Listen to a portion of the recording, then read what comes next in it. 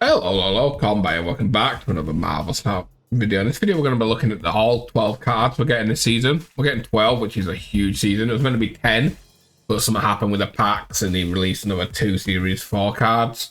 So we're going to look at them, talk about them, and yeah, just kind of discuss what's coming up this season. Starting with the Season Pass card, right? Merlin.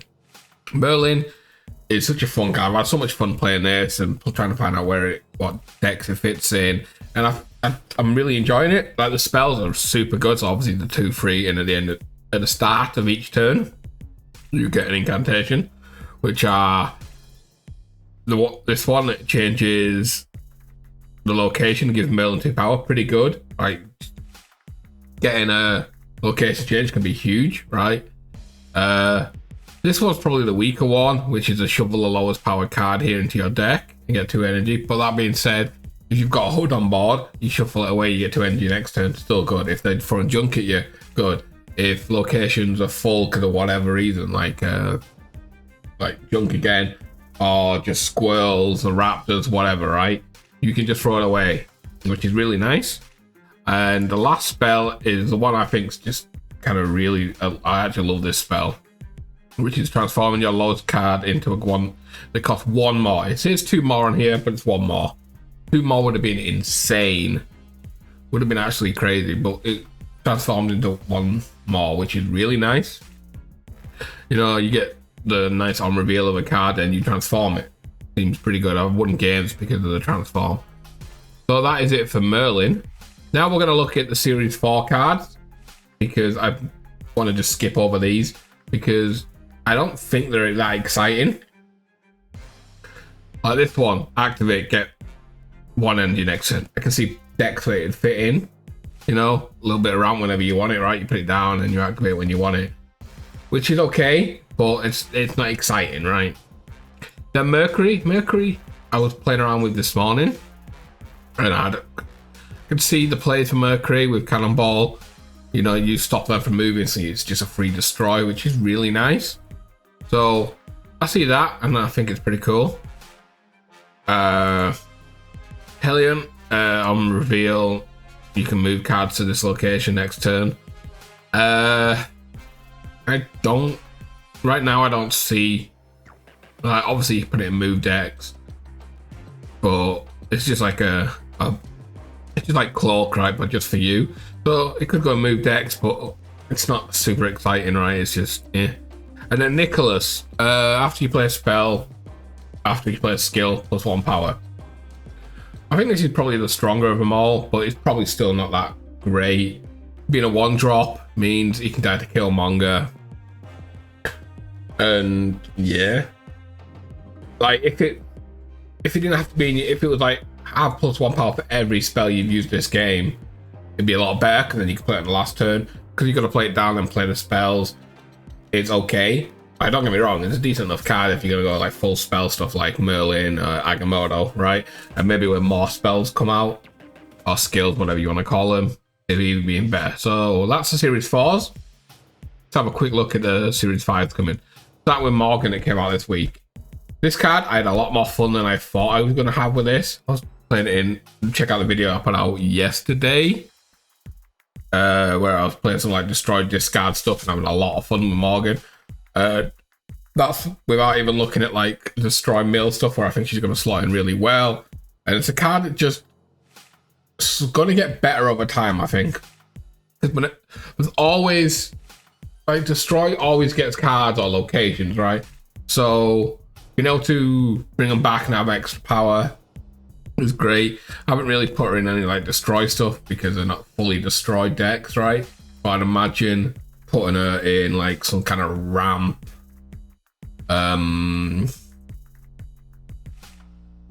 Nimrod stuff, especially with Kid Omega coming as well. Could be some interesting plays, but we'll see. Then we got the Ancient One, where it adds a card to your hand, which is on reveal, copy the text of one of your ongoing cards here onto your other characters. So could be really nice.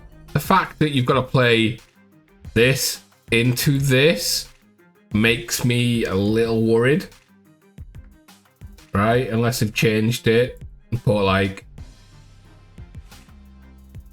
I thought it was all in one, which it's kind of iffy. Was it not all in one? I don't know. I should probably check that out. But like if it's like this, a 3-5 into a 3-0, I don't like it. It's too slow and too greedy. I thought they were together, but I don't know why. Anyways, we'll skip about that card. I think it's pretty weak on the way it shows there. Next up, Nightmare. This card, 3-1. It has to be -1 power, because it had power, it'd be insane. Replace the text of each card in your hand with text from a random card of the same cost.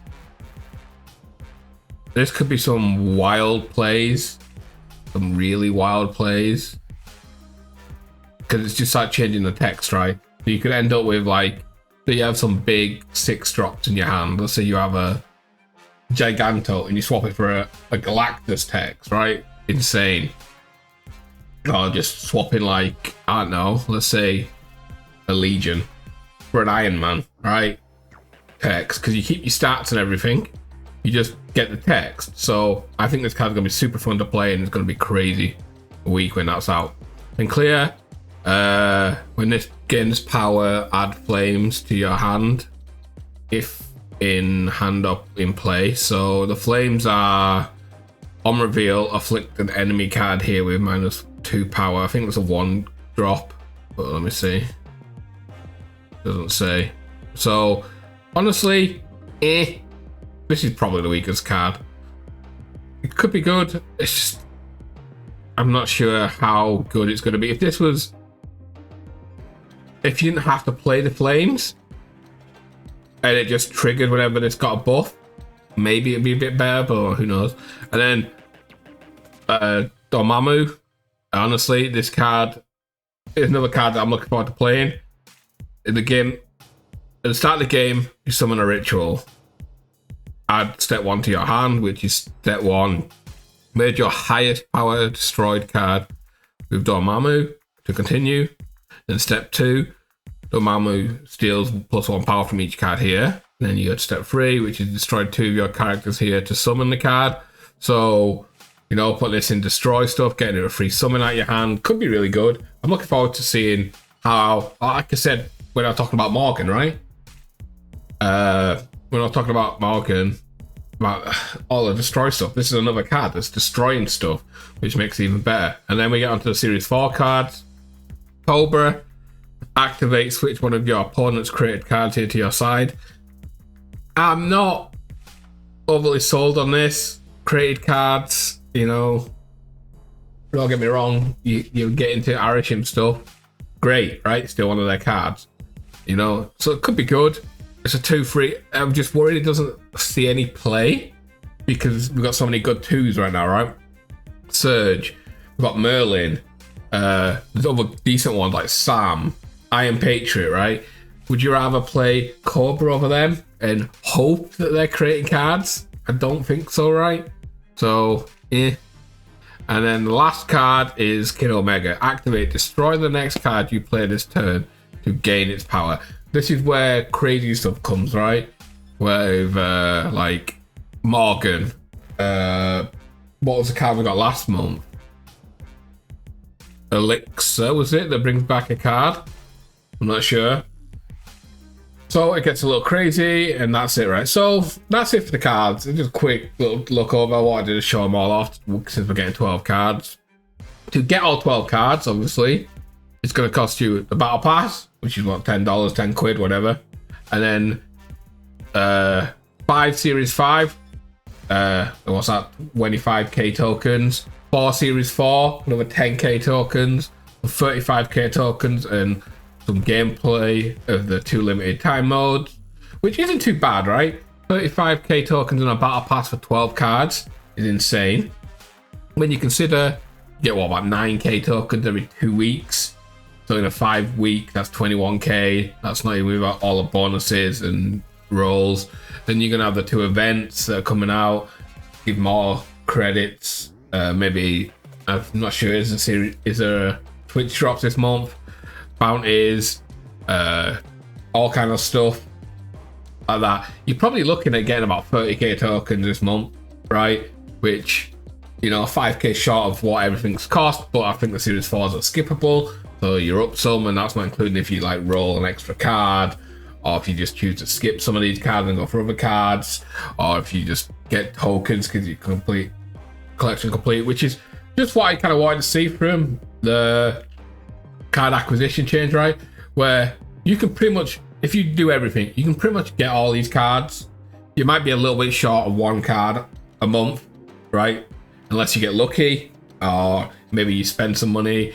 Like, being able to get pretty much every card in the month without high rolling is a good thing. Anyway, there's enough rambling for me.